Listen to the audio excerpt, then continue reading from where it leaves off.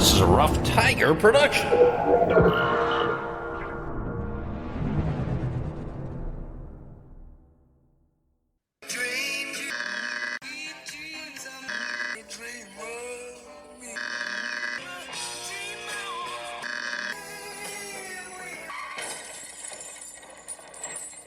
And you, and you, and you, and you were there. Some of it wasn't very nice, but most of it was beautiful. Or you can tell me now. No, okay. Hey, we're back. Recording in progress. Hey, Bryan. Hello, everyone. Welcome back to Dream Idiots, episode 79. We're cooking with gas. I can't believe we've done as many of these as we have, actually. I can't either, and neither can the folks listening, I think. Right. Aren't you guys finished yet? Make it stop. We gave ourselves a homework assignment, right, Bryan, from last time? We did last week. We chatted about and half made fun of the Myers-Briggs test, and since then we both took the test, and we're going to do a reveal. Go ahead. What were you? I am an INFP. An INFP. So the little summary generated afterwards, did it seem true? Did it seem milk toasty? Did it seem what? Anything? It seemed very milk toasty to me. It said I would end up being a chain smoking former child star, whatever that. No, it didn't say that. I had 64 I 36E, 36%, and then on the second one I was 71%. Is that intuition, right? Yeah. And then I was 65% feeling as opposed to 35% thinking on the third category, and the last one was just about split down the middle with perception versus judgment. I was 55 to 45. So okay. Yeah, I mean, whatever. Yeah, who knows? Yeah, it's interesting. I mean, so this test I think was the third time I've taken this over 20 years. And I was an ENFJ all three times, which kind of surprised me. So very, very slightly extroverted, very, very slightly in favor of feeling versus thinking, slightly in favor of judging over perceiving, but then 84% intuitive versus sensing. Again, the exact same results. And the summary just, this is such a Disney. As an ENFJ, you are driven by a deep sense of altruism, blah, blah, blah, blah, blah, blah. When you fart, nothing but cotton candy comes out. It's just like, oh my God. So, when I took it before, it kind of seemed accurate, but now I'm sort of jaded and cynical about it and think this is just. Well, it feels like phrased in such an overwhelmingly, I don't know. It feels like reading my astrology prediction for the week. Or right. or reading be fearful yet excited, right? Reading my zodiac off of a Chinese menu. I'm a bore. Your friends, you will have few friends, but the ones you do will be lifelong. I mean, all right. Okay, yeah, right, whatever. Okay. Whatever you say. Placemat. And it also feels like all of those, when you hear the stories of the police who turn to psychics to solve murder cases, the body is somewhere near water, and okay, all right. Right. Yeah. So I don't know. I mean, it kind of seems like a gigantic waste of time. I did post this on YouTube, and a friend of the pod, now I'm spacing on who it was, wrote in and said, waste of time, office astrology. I'm like, okay, yeah. Office astrology. Yeah, that sounds about right. So that's our update from last week. I don't know. Yeah. Take them if you, I mean, it is still kind of interesting on some level, I guess, but it does mostly feel like an exercise in patting yourself on the back or something. But no, I might have scored different. I might have scored differently back when I was a drinker. I would definitely been an extrovert back. Everybody's my friend. Right. Mm-hmm. I like you, and I like you, Yeah. All right. Anyway, did want to say thanks for all the stuff you're doing for us, folks. Thanks for listening and subscribing and sharing. If you don't mind, go on and actually follow us on whatever app you're listening on, Spotify, on Apple, on Google, on Amazon, or wherever whatever. We're on all the platforms, and following us and liking, sharing, subscribing would be appreciated. Check out dreamidiots.com and Facebook and Instagram. We are at Dream Idiots. And you can drop us a line at dreamidiotspodcast@gmail.com. We did put out the call for folks to send in any inspiration they had of songs that inspired TV shows or movies, and no one wrote in. And I actually did some Googling, and I couldn't find any more. So I'm not sure whether there are more. We can retire that. There. That's fine with me. Yeah, more out there or not. I mean, it seems like, once you get past the greatnesses of the gambler, how can you possibly? Right. So we've exhausted that topic. I think we've already peaked, maybe. So. Okay, Bryan, you get to go first this week. All righty. So, not completely unrelated to our topic from last week, getting into more personality stuff this week. I kind of teased it a tiny bit at the end of last week. We're going to talk about the term alpha male and what it means and what it comes from. I'm sure, obviously, you've heard this term. Everyone has heard this term. It's sort of, it's universal now in politics and in culture and in media. The term alpha male was originally created in animal research in the 1940s and 50s, principally in relation to wolves and sort of pack behavior, pack dynamics. Who's in charge? What does it mean to be the alpha male? What does it mean to be the alpha female? Who gets to have sex with whom? Whose genes get passed on? Who gets the best food? And who controls the politics of the group? And the alphas certainly do in a whole host of animal groups, mammal groups. The alphas certainly do sort of dictate the rules. So this term comes up more these days in the context of Donald Trump and a host of other media figures, whatever you want to call them, social influencers, TikTokers, I don't know, Andrew Tate, and all these people who lovingly use this term and embrace it, and frankly embrace it quite wrongly and inaccurately, but do so essentially for their own personal benefit. So in order to get an accurate sense of the term alpha male, we have to talk about the work of a man named Frans de Waal.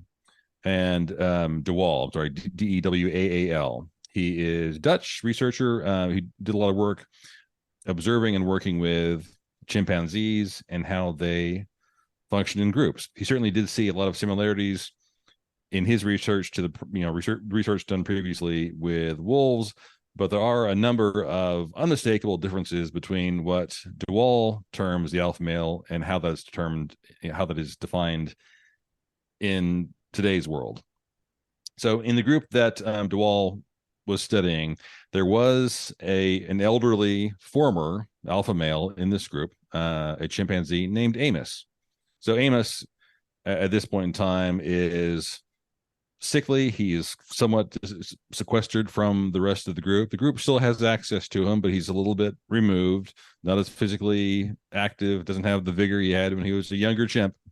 So by and large, kind of keeps on his own, but the group does know where he is and keeps tabs on him. But what's remarkable about Amos and what de Waal witnesses is that even though Amos is a former alpha, he is regularly visited by members of the group. They seem to demonstrate empathy for him. They bring him food. He is actually still allowed to mate occasionally. There is a certain type of I forget what's called some plant life that is their preferred bedding, and so other chimps would go so far as to bring bedding to him, and it's like the geriatric, visiting someone in a hospital, they actually will moving his body and putting bedding behind him so he's comfortable. And so so Amos has this esteemed position in a group, and he's a former alpha. So how does Amos get this level of respect? Even after his displacement, he's being shown a certain level of reverence. So there are a number of reasons for this. First of all, I mean, first, he was an alpha in the traditional sense of the word. He did certainly mate with the most desirable females. He probably had all the best food. It's likely he was the biggest and strongest, but not necessarily. We'll come to that. But none of this is really terribly relevant to his standing now, and he's not dead, and he's not ostracized. So what else did he have? Well, Amos, as a good alpha male, he was able to demonstrate empathy. A good alpha male is a peacemaker. Amos settled disputes between lesser males and lesser females. If they are fighting over mating, if they're fighting over resources like food or bedding material, Amos would break up these fights and almost always would side with the smaller, younger, or weaker party in the fight. So maintaining the peace. He also was probably able to demonstrate unity and sort of build coalitions among other chimps. Amos had friends. So this is sort of a common political tactic. You pose with colleagues who are like-minded. You are seen together. He had friends who he rewarded for his connection to him. It has been widely demonstrated that these groups, sometimes had, Amos may have had another male in the group that was even bigger and stronger, but a male who was not as good at forming these bonds and demonstrating this unity. So if you have a larger male that's bad at relationships and bad at coalition building, they don't get to be the alpha. A good alpha understands strength in numbers and understands unity. Politicians and alpha males, like babies. How many politicians have you ever seen pick up or kiss or interact with, an infant or a small child? Chimps do this as well, and it seems like they may not necessarily have a personal desire to do so, but it is sort of politically beneficial to them.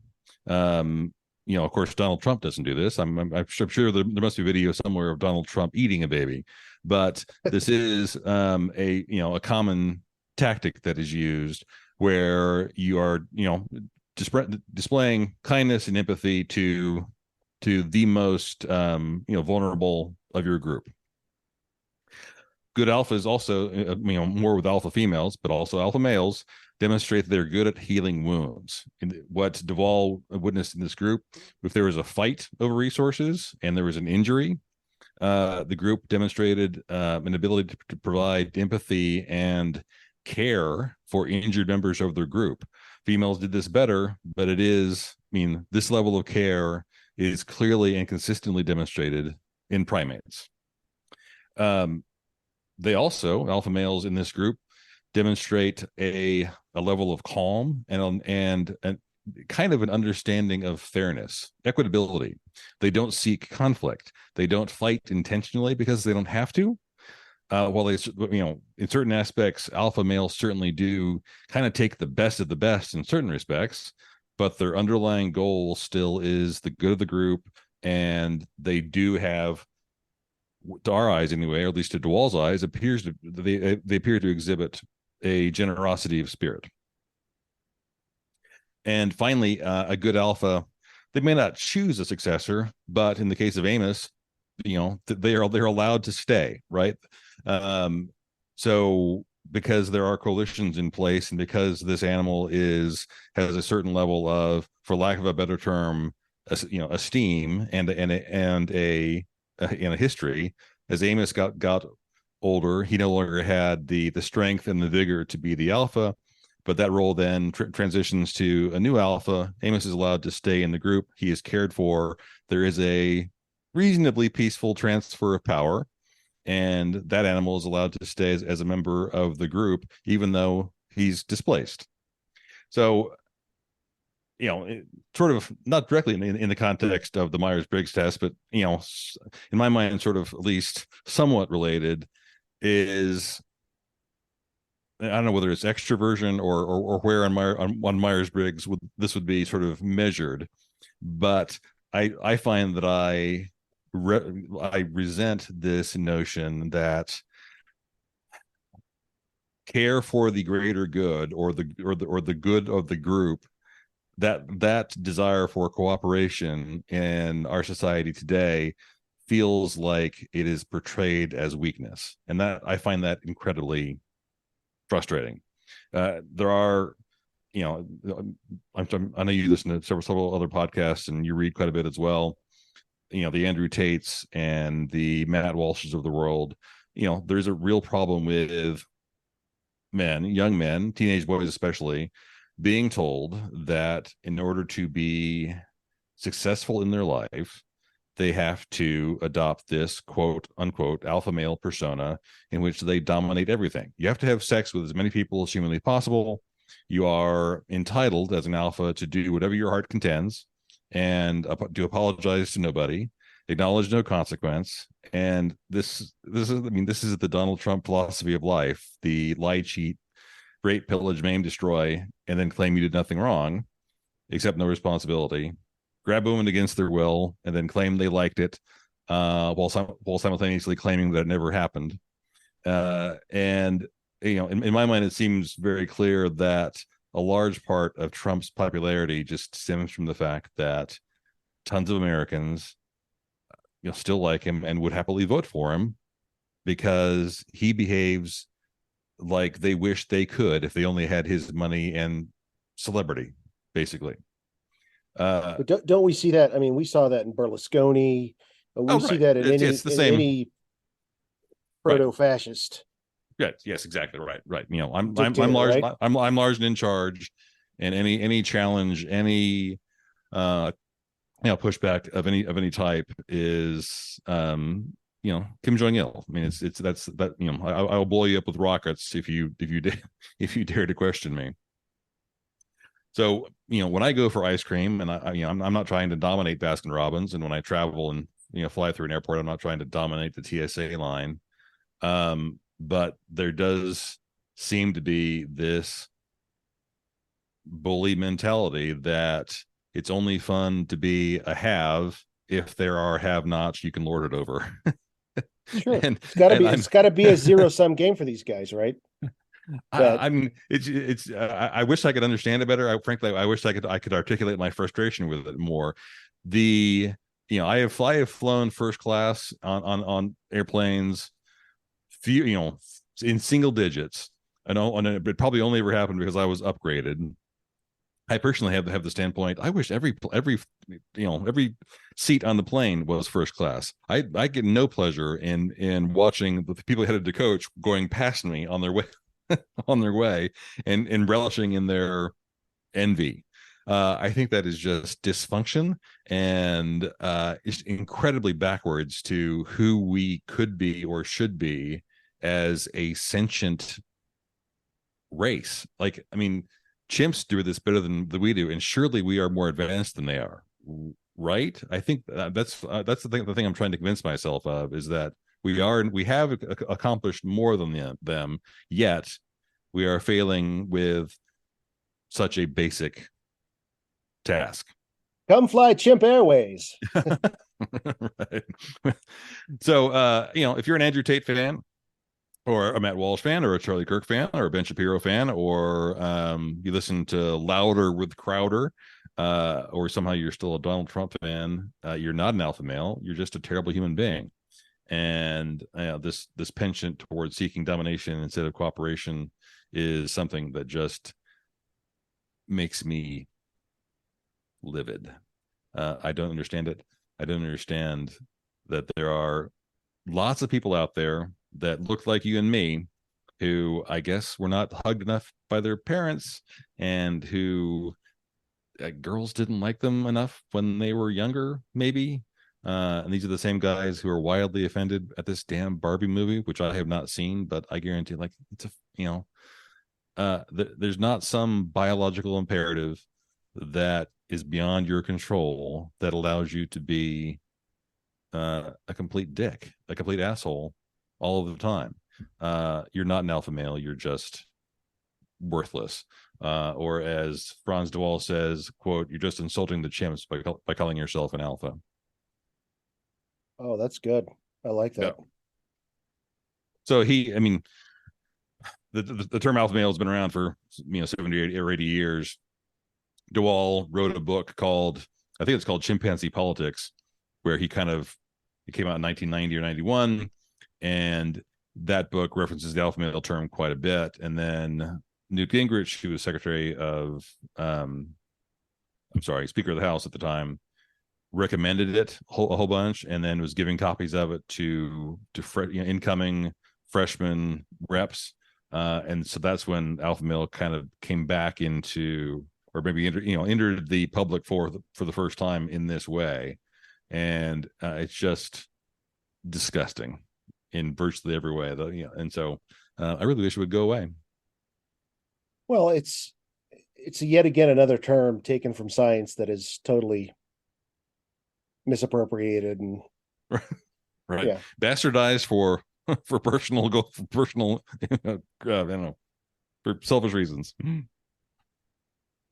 Well, when you mentioned that, it's kind of funny, but we're struggling with our two female Great Danes right now because they're trying to determine who the alpha female is. Right, sure. And it's funny to watch them go through. It's not funny, it's horrifying actually, because it's nature red in tooth and claw as they're trying to figure this out with each other. And it's hard for us as humans to, are they playing or not? What are they doing? Right. And realizing that they're speaking a language that we will never understand. And to try to reduce it to take that and turn it into human terms just doesn't translate. We right. can't make a direct comparison from the dogs, the canines, to the humans. We can't make that direct correlation, that direct transfer. Right. Yeah. Yeah. Very So interesting. It's interesting and horrifying at the same Oh, time. definitely. So cut it out. Quit being assholes. It's this idea that empathy is somehow weakness. A weakness, when I've been talking a lot with a friend of ours about how I think it's one of the things, and I'm going to look into this. I think empathy is a sense just as valuable as sight, hearing, right. Smell, any of our other ones. I think empathy is a sense, and when you dull that sense, you dull your own humanity. You dull your sense, your ability to perceive the world around you and the people around you. Right. And I think that's a big component of kind of what you're talking about, the ability right. to empathize with others who aren't just like you. Mm-hmm. Yeah, it's definitely incredibly bizarre, and again, it's always folks that look like you and me that are just losing their shit over stuff. Like, we can't let fill in the blank, think that they are equal. Not every movie and album and book is just for you. Right. So just take a breath, calm down, try to consider someone else's needs. I've never read into any of this stuff. That's fascinating. Thank you. That is awesome. Yeah. So good old Franz DeWall, FranzdWaal, has some interesting stuff out there, and he's doing there are a couple really good TED Talks he does, and basically he's trying to reclaim the term and have it be understood in a more accurate way. Well, he's going to need all the luck in the world to get that done. Right. I suspect his following is not as big as Andrew Tate's. Well, Bryan, do you have a curse word of the week for us that promotes empathy and understanding with our fellow humans? Well, I do, but it's related. I think I've told you the story offline, but I wanted to tell it here very, very briefly. Curse word of this week is cuck, C-U-C-K. I'm sure I would imagine you've heard this. Yes, I have. Yes, I've heard cuck. I've heard cuck, yes. Yeah, so go ahead. I've heard it used in the terms of a fella who likes to watch his significant other have sex with another person. Yeah, and it's now, in the context of alpha males versus beta males, it is very, very commonly used as an insult.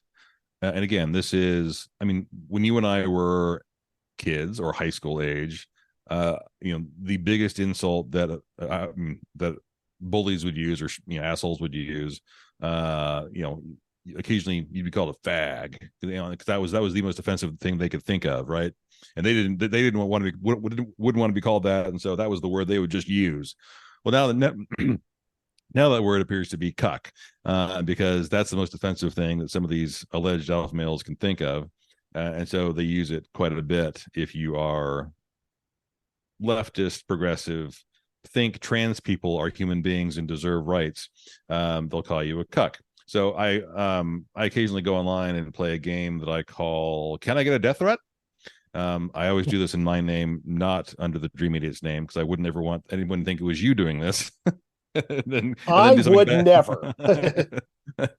So I like going on, Facebook pages and just be pretty much as obnoxious as I possibly can be. And one time, this random dude just didn't post in the forum, sent me a message that just said "cuck." I'm like, okay.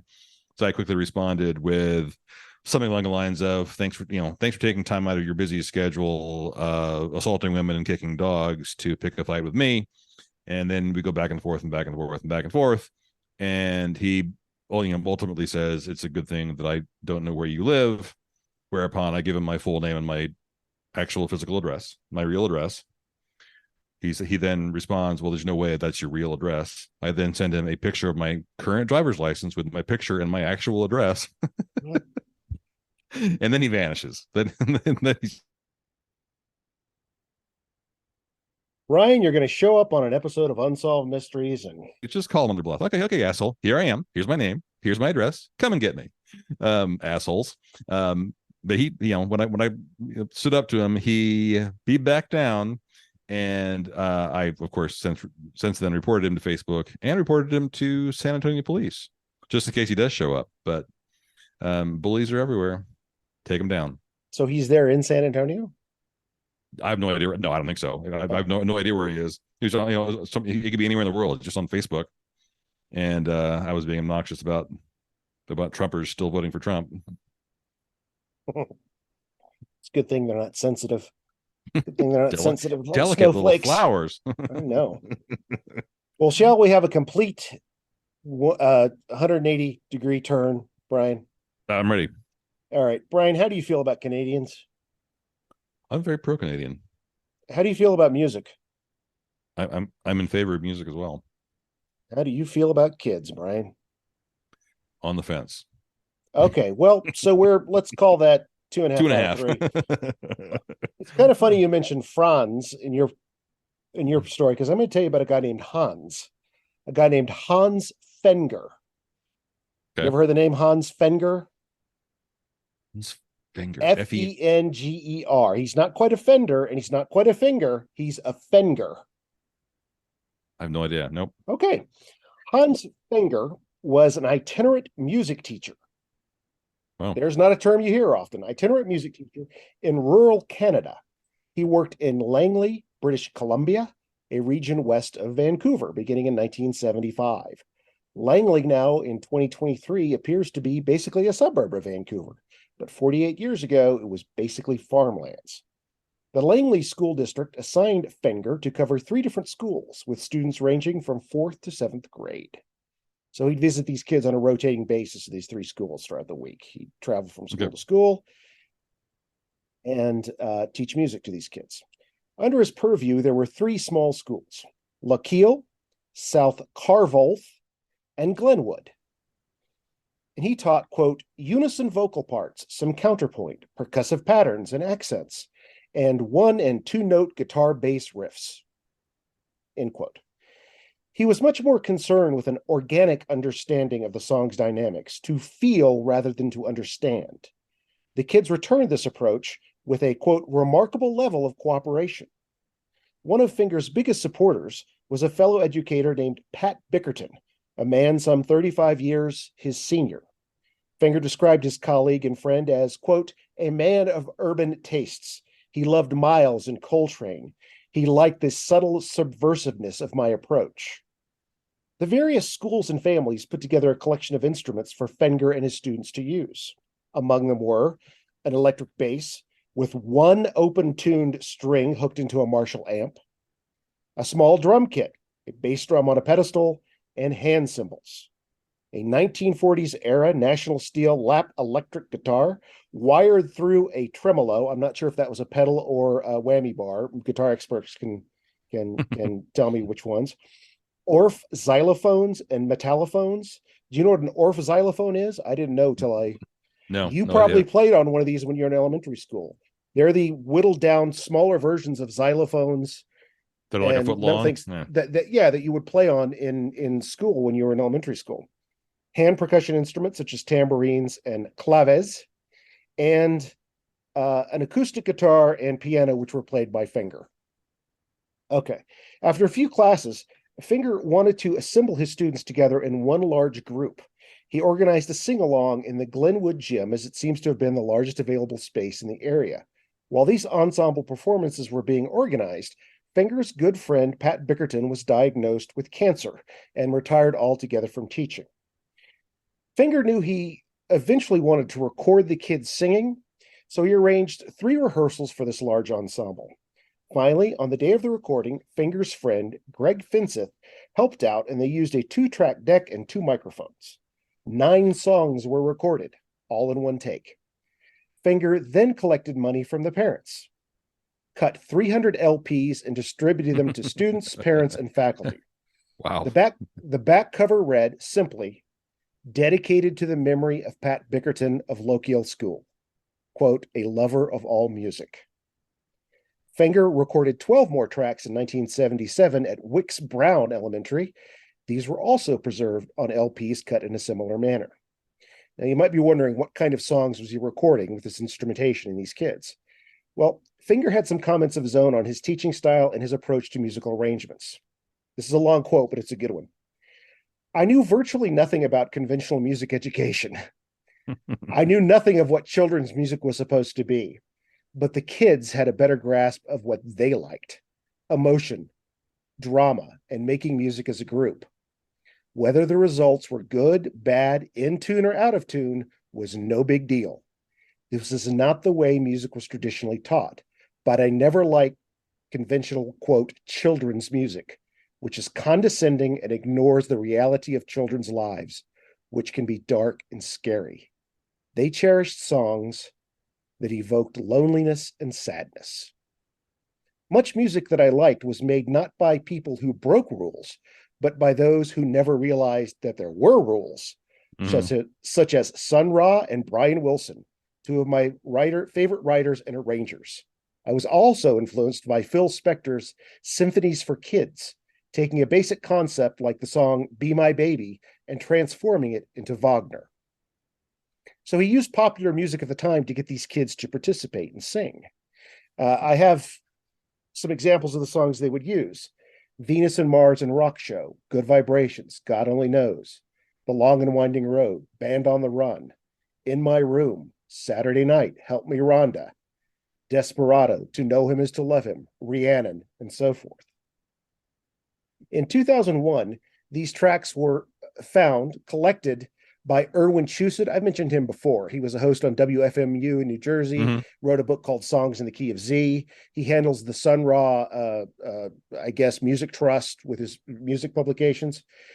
They were collected by Erwin Chusett for a 19-track CD compilation titled Innocence and Despair, the Langley School's Music Project, for Bar None Records here in the United States. There was a European release on Basta Records, which had all 21 tracks, the 9 from the first group and the 12 that were recorded in 77. So, Bryan, I would like you to open that email that I sent you, please, if you could. Got it. And play that first link for us.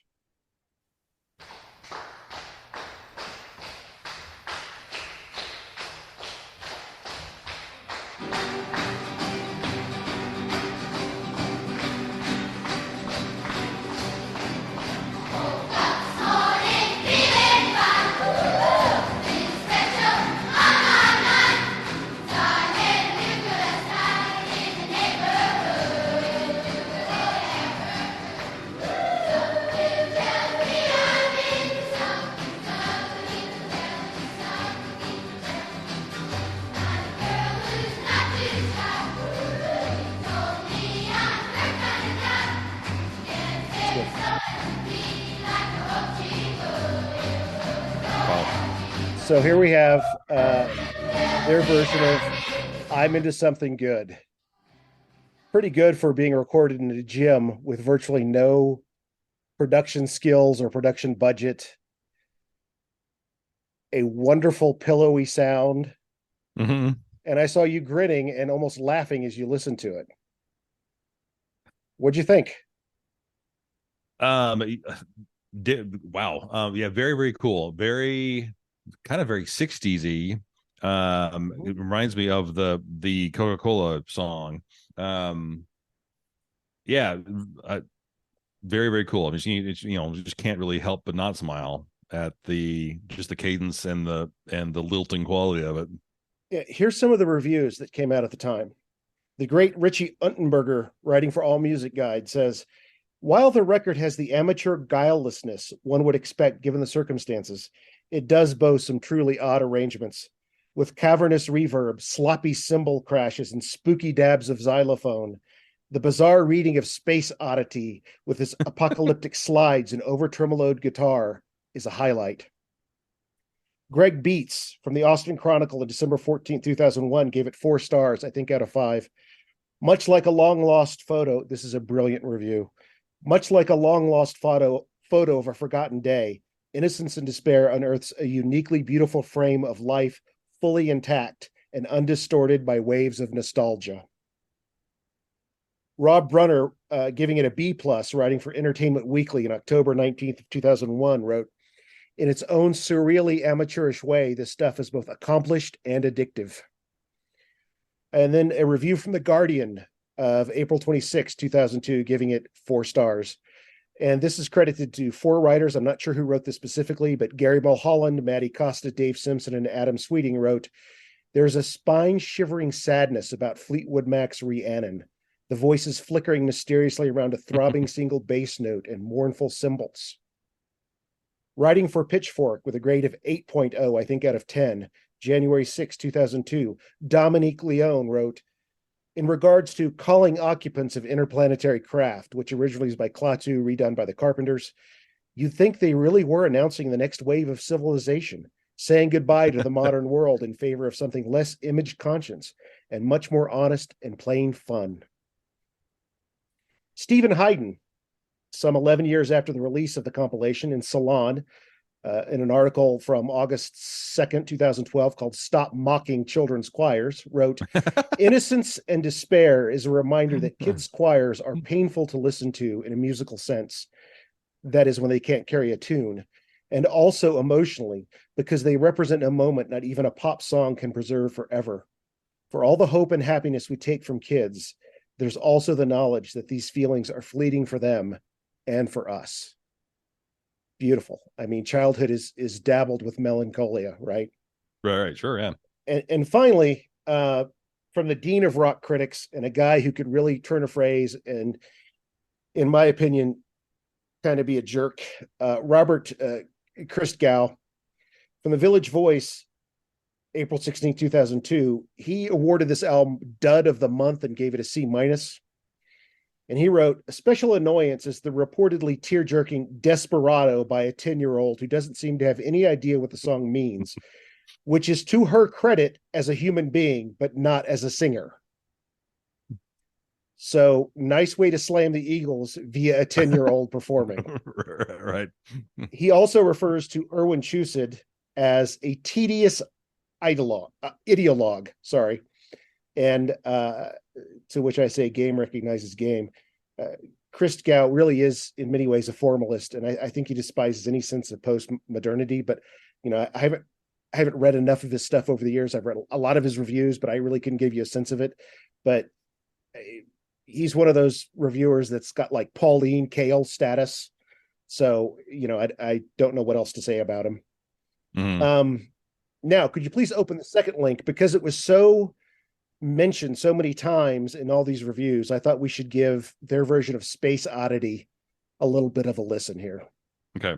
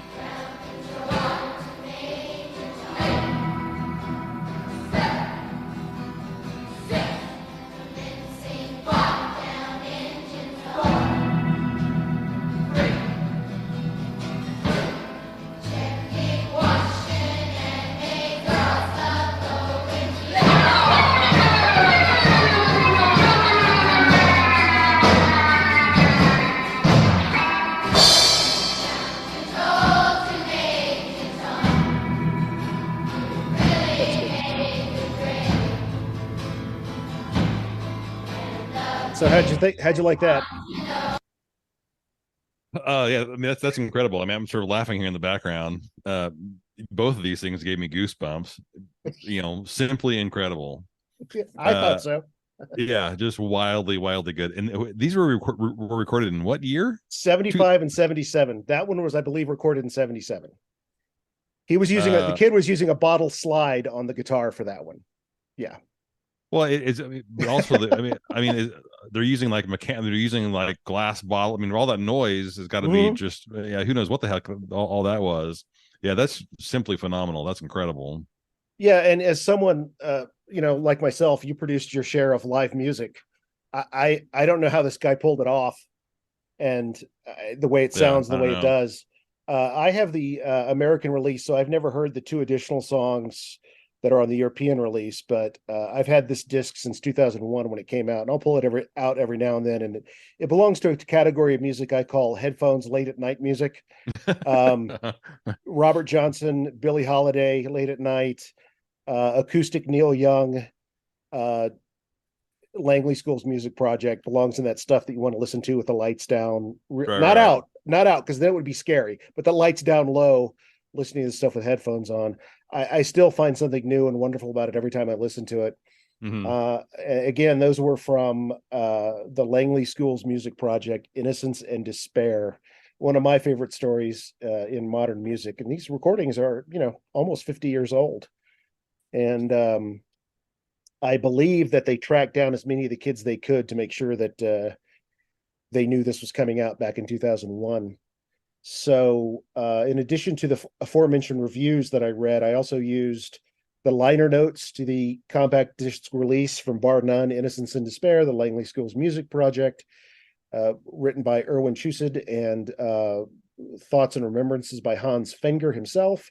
Information on Langley, British Columbia, and the Basta release of this album comes from Wikipedia, and then several YouTube videos. But the ones I went with were the "I'm Into Something Good" and "Space Oddity" for the sound. There is a shortish documentary available on YouTube as well that I Hmm. didn't dive into because I kind of wanted to come at it fresh and not pull anything out in terms of the music, just kind of my memories of something I've been listening to off and on for 20 years. So a nice little odd moment in pop history, I think, and a wonderful one. I agree with most of what those folks have to say.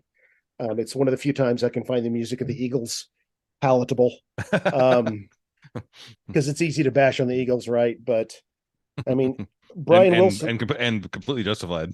yeah, and I mean, who else but kids could make Brian Wilson's song sound like that? I mean, Right. that's exactly what Brian Wilson was about, and Band on the Run is magnificent on that. Calling Venus and Mars Rock Show, which kicks off the album, is fantastic. It's one of those That's things that cool. didn't leave my stereo system for a while when I first bought it. It was just one of those things I just had to listen to all the time. So Yeah, there you go. definitely it brings back memories for me of church camps, and I did a few musicals that were, oh god, we were dreadful. And I'm sure if I actually saw a video of one 20 years ago, I saw a video of something that we did when I was 15 or 16, and it was awful. And so I was like, oh, it made me cringe. Both those gave me goosebumps. But I'm bringing back memories of I was somewhere in a restaurant and was sort of laughing to myself as a probably teenager, maybe 20-year-old guy saying somewhere to an audience who was begrudging, did his version of "The First Cut Is the Deepest" as a very very young person. It's like, okay, that's yeah, it's that not quite sure you can sing this song with much conviction. um but also there is the I'm sure you've heard "They Might Be Giants." There's a version of "Particle Man" that's done by a kids choir somewhere. Oh, I've never heard that. No. There may be more than one "They Might Be Giant" song. So somewhere on one of their releases, there is a school choir somewhere, and the choir director was a fan, and then they recorded. I recall Particle Man and maybe one other song, which they then sent in, and it was released somehow. So you can hear 7-year-olds doing Particle Man, Particle Man, and it's hilarious and really pretty good. And I agree with him about. I mean, when I had music classes, we taught things like we sang songs like The Muffin Man and things like that. Right. And if we'd been given free reign to sing, what we Right. wanted to sing, what would have come out of that, and just the cool instrumentation we could have used. Right. Can we do I Am the Walrus? Yeah, or Another Right. Brick in the Wall, sung by kids. I mean, right. yeah. Anyway, I think Fenger was a really good dude, and I find the Pat Bickerton character in the story just very fascinating. This senior teacher, kind of taking this young hippie guy under his wing and saying, "Yeah, right on, man. I love what you're doing. Let's go listen to some Coltrane now." They're just kind of really, really cool. So yeah, you can pick that up, and it is available on Apple Music if you want to check it out and listen to it, listeners. The whole thing. I'm going to try to track down the tracks I don't have, the 2 tracks that are on the Boston release, which I've never heard. I think Little Deuce Coupe is one of them. I can't remember what the other one is. Oh, that'd be awesome. So yeah. Just do the entirety of Pet Sounds. Just do all of it. Kids doing Sloop John B. I would love to hear that. Anyway, there you go. The Langley School's music project from 1975, 1977. Very, very cool. Yeah, nice. Yeah, thank you. That was awesome. Yeah, it makes me feel good. Anyway, and so no real overlap this week, but two very divergent topics. But hopefully that was something that was enjoyable for everyone. And thanks for listening, folks. Again, like and share and follow and subscribe and do those things. We would appreciate it. You can reach out to us at Dream Media's podcast, and we'll be back again real soon with more stuff. Sounds good. Be good to each other. Thanks. This is a Rough Tiger production. Bong bong, Bryan. Bong bong? Bong bong. Bong bong. Good.